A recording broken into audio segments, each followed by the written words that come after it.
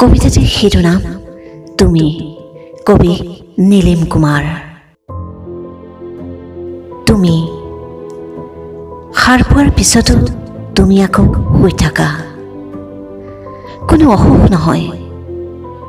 পিয়াহত তিৰবিৰাই থকা তুমি এখন মৰুভূমি।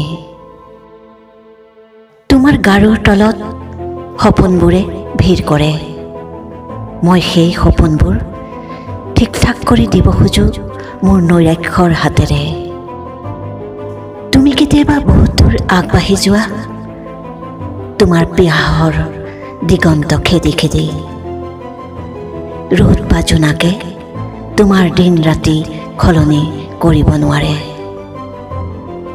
তথাপিও মই ভাবোঁ ভাল দিন আহিব, ভাল দিন আহিব। মোৰ নখৰ তলত গজি উঠা বালিচৰৰ দৰে তুমি নিৰ্মিত হৈছা। তোমাৰ আত্মাৰ তলত গজি উঠা ভাৱনাৰ দৰে তোমাৰ শৰীৰ শিল্প।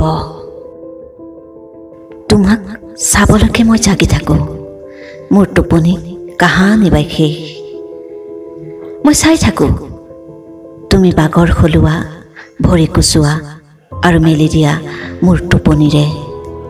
আহ, কোনে নিৰ্মাণ কৰিছিল তোমাৰ হৃদয় অসহ্য ভঙা চিঙা সপোনেৰে?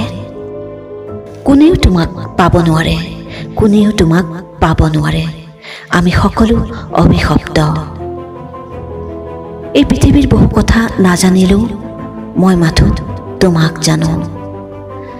কেৱল তোমাক জানিবলৈ মই শেষ কৰি দিছোঁ নিজক। কেৱল তোমাক জানিবলৈ মই শেষ কৰি দিছোঁ নিজক, শেষ কৰি দিছোঁ নিজক। ধন্যবাদ।